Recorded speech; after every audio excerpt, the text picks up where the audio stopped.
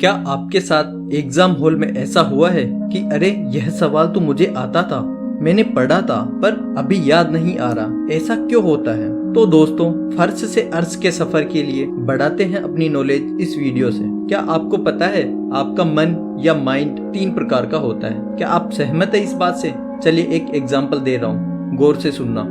आपको डॉग के बारे में नहीं सोचना। आपको डॉग के बारे में नहीं सोचना। अरे क्या आपके दिमाग में डॉग की इमेज आई?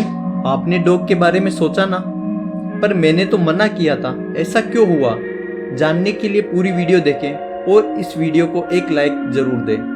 दोस्तों, स्वागत है आपका मोटिवेशनल फ्लेम यूट्यूब चैनल पर। दोस्तों, आपका मन 3 प्रकार का होता है। पहला कॉन्शियस माइंड, जिसे हम चेतन मन कहते हैं। दूसरा सबकॉन्शियस माइंड, जिसे हम अवचेतन मन कहते हैं। तीसरा अनकॉन्शियस माइंड, जिसे अजागृत मन कहते हैं। अब बहुत से लोग सोच रहे होंगे, अब भला यह दिमाग क्या है और मन क्या? तो मैं आपको बता दूं, दिमाग या ब्रेन हमारे बॉडी का एक पार्ट है जिसे हम देख सकते हैं, पर माइंड को सिर्फ महसूस कर सकते हैं। आपका मन आपके ब्रेन के बारे में भी सोच सकता है। यह तो इतना पावरफुल है कि आपको पढ़ते पढ़ते कहीं भी घुमा सकता है, आपका बचपन याद दिला सकता है, आपके साथ घटित कोई अच्छी बुरी घटना याद दिलाकर आपके मस्तिष्क को वैसे हार्मोन रिलीज करवाकर आपके शरीर को अच्छा या बुरा महसूस करा सकता है। अब बात करते हैं कॉन्शियस माइंड की, जो हमारी जागृत अवस्था में ही काम करता है। अभी जिस समय आप यह वीडियो देख रहे हैं, आपके रूम में जो चीजें हैं या वातावरण है, आप जो खा रहे हैं या आप आवाज सुन रहे हैं, यह सब आप कॉन्शियस माइंड से ही कर रहे हैं। यह माइंड तर्क करता है। यह चयन प्रक्रिया भी इसी के आधार पर तय होती है। उदाहरण के लिए, ये कपड़े, ये किताबें जो आपके पास है या आपका जीवन साथी, यह सब निर्णय आपके जागृत अवस्था में ही लिए जाते हैं। और जब भी हम किसी चीज के बारे में सोचते हैं तो वह सबसे पहले इंफॉर्मेशन कॉन्शियस माइंड से ही हमारे मस्तिष्क तक आती है। अब बात करते हैं सबकॉन्शियस माइंड की। ये मन आपके पास्ट की वो बातें याद रखता है और इन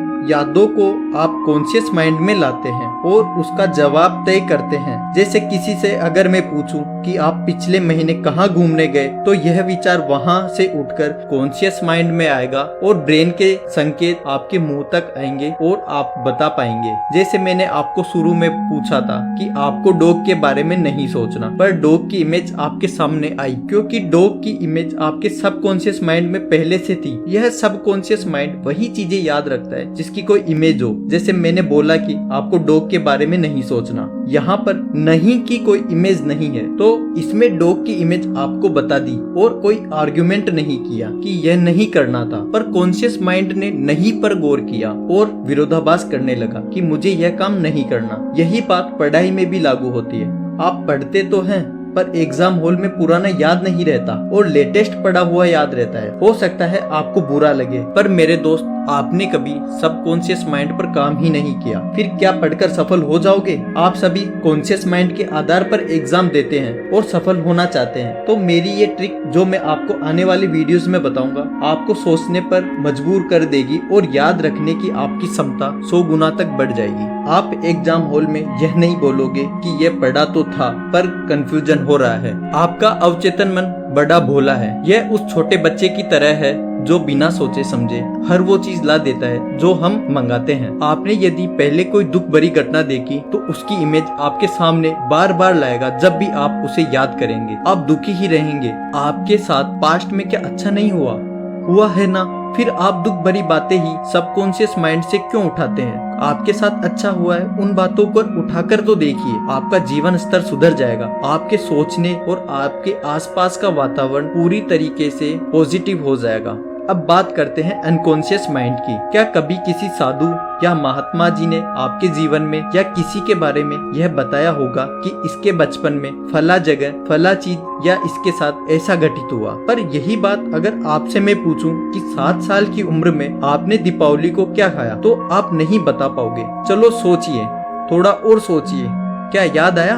याद नहीं आ रहा। चलो यह बात हमारे अनकॉन्शियस माइंड में पड़ी है। ये तो सच है कि आपने उस दिन कुछ ना कुछ खाया था। ये अनकॉन्शियस माइंड वह पुरानी बातें जो हमारे बचपन में हुई, जो दबी हुई है, उन्हें इकट्ठा करके रखता है। किसी मानसिक रोगी के इलाज में उसकी इन दबी हुई बातों से ही सवाल पूछ पूछ कर उसके रोग को दूर किया जाता है। जैसे बचपन में किसी के साथ ऐसा कोई हादसा घटित हो जाता है तो वह हादसे की वजह से वह जीवन भर प्रभावित रहता है, या किसी कुत्ते के काट लेने पर वह बच्चा बड़ा होने पर भी कुत्ते से डरता रहता है। उसी प्रकार जब बच्चा छोटा होता है तो परिवार में या माता पिता की लड़ाई जब बच्चा देखता है, उसका परिणाम उस समय नहीं आकर वह परिणाम आने वाले भविष्य में आता है। क्योंकि इसका कारण यह है कि कॉन्शियस माइंड की अपेक्षा वह सबकॉन्शियस माइंड पर 6 गुना और अनकॉन्शियस माइंड पर 4 गुना प्रभाव डालती है। तो दोस्तों, आप भी कॉन्शियस माइंड, सबकॉन्शियस माइंड के कंसेप्ट को समझकर आप भी महात्मा बुद्ध, स्वामी विवेकानंद, दयानंद सरस्वती,